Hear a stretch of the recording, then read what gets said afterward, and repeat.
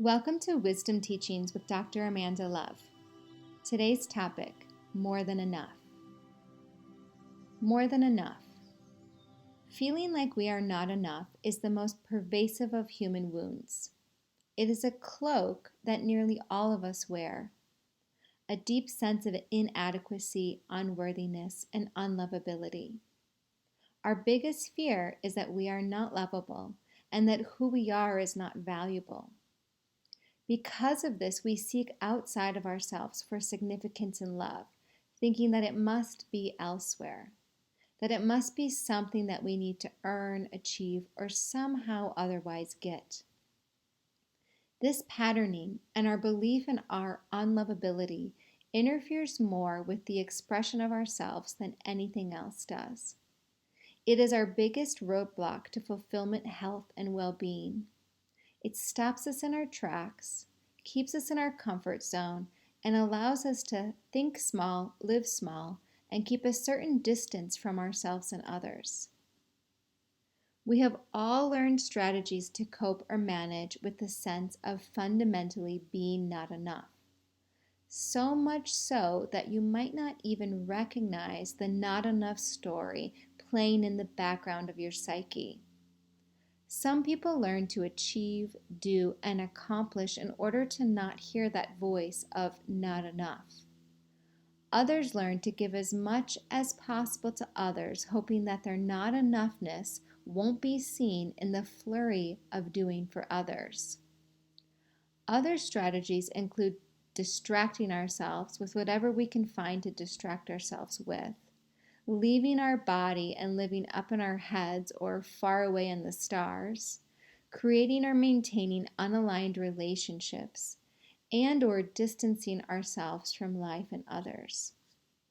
We have all utilized or are utilizing some or all of these strategies.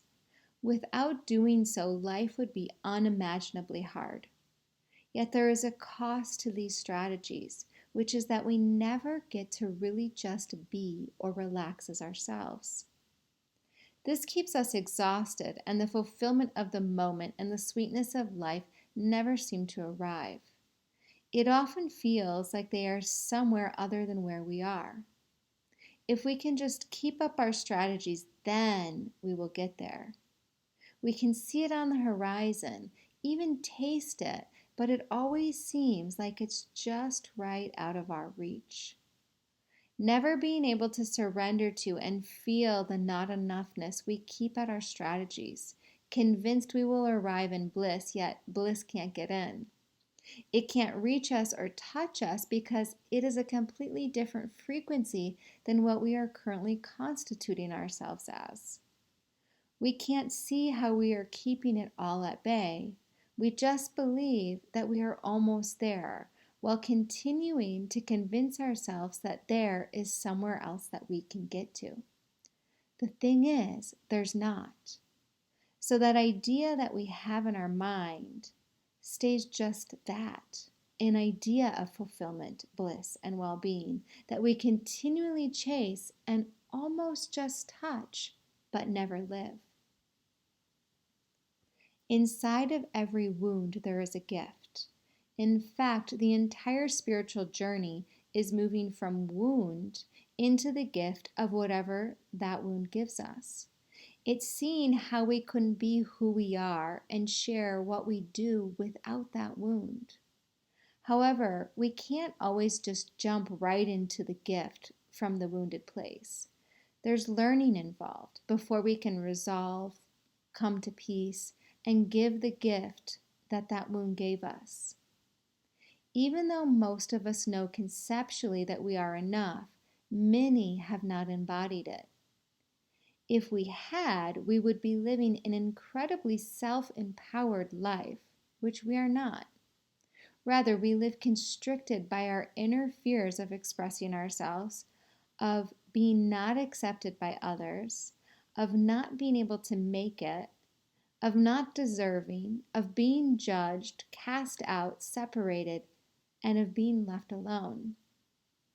We feel these fears as limitations, And often, rather than noticing our deep story of inadequacy and unlovability, we go into feeling like we don't know how.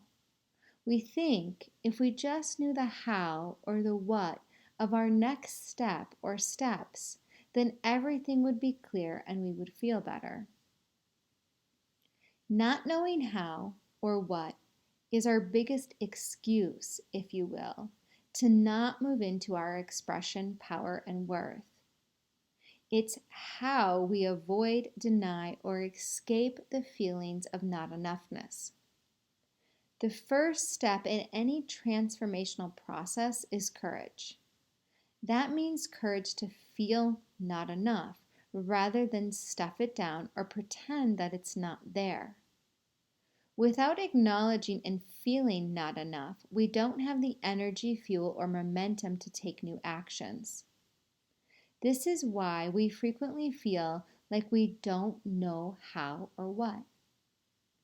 While it's true that you may not know all of the details, when you face not enoughness head on, you generate an inner power that knows how to figure it all out, even the stuff you currently don't know. Often I hear people say that they don't want to feel certain things, such as not enoughness, because they feel like they will never get out of them, like they will fall into a pit of despair from which there's no escape. I find that the real pit of despair is avoidance of what we are feeling and staying in the story of what we are feeling while not actually feeling what we feel. The result of avoiding what we feel is that we experience stagnation. We feel stuck. We don't grow. We continue to feel bound in limitation and never generate the energy we need to change. Well, feeling things like our sense of unworthiness or not enoughness is not a picnic in the park. It will, with time, generate movement in your system. You will start to see a pathway through. You will begin to feel a hunger surge up inside of you. You will take new action, think different thoughts, and see things in novel ways. A power will rise up in you that says, enough of this.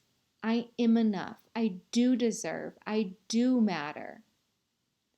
You become less and less afraid to express or be yourself. You will discover the paradox of the simultaneity of relaxation and action.